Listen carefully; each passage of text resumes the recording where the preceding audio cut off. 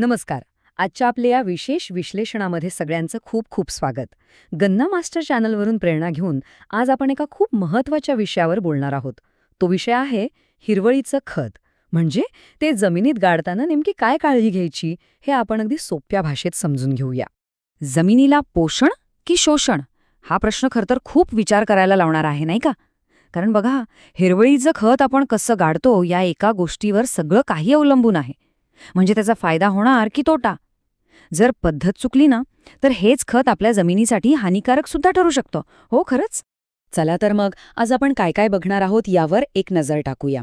सगळ्यात आधी आपण बघू की याला निसर्गाचा सॉइल बूस्टर का म्हणतात.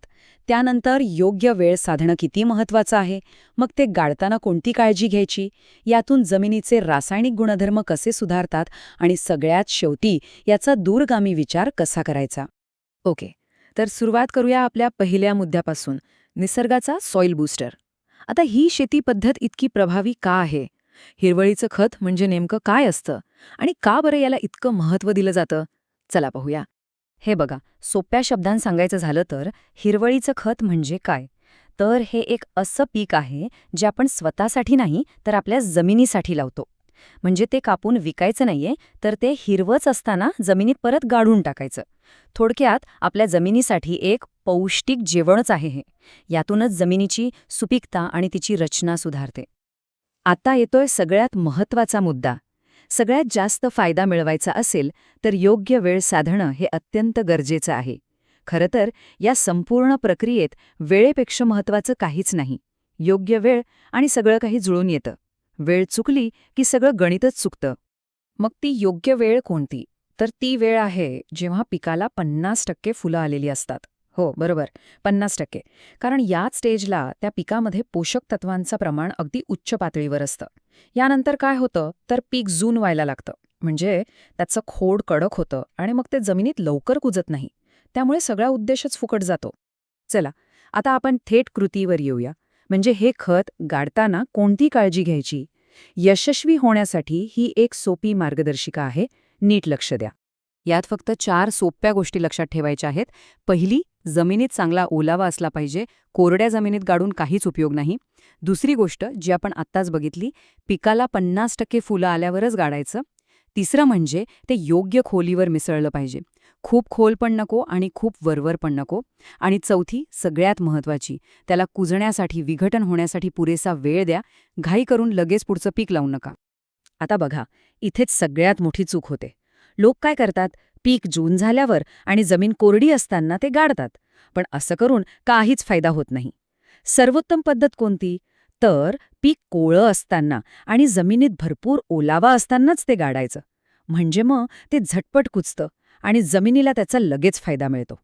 आणि जेव्हा आपण हे सगळं अगदी योग्य पद्धतीनं करतो ना, तेव्हाच आपल्याला त्याचा खरा फायदा मिळतो.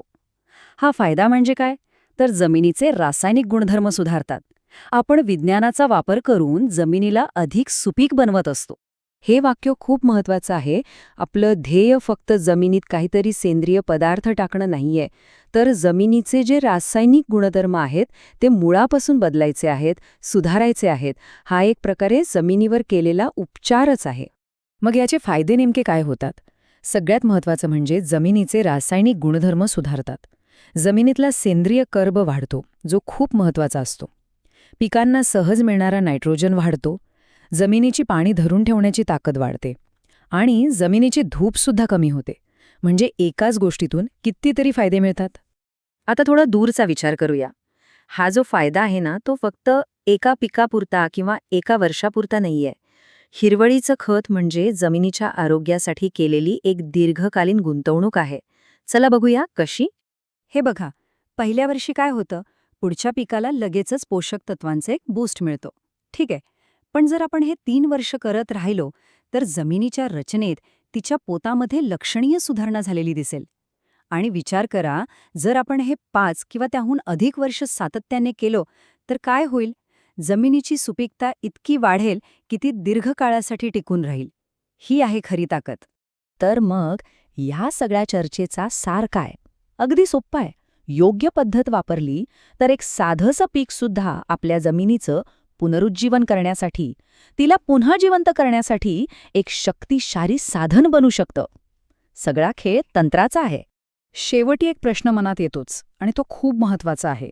आपण सतत बाहेर मोठ्या रासायनिक उपायांमध्ये शेतीचं भविष्य शोधतोय, पण कदाचित खरं उत्तर, खरं भविष्य आपल्या पायाखालच्या मातीतच दडलेलं असेल का, यावर नक्कीच विचार करायला हवा.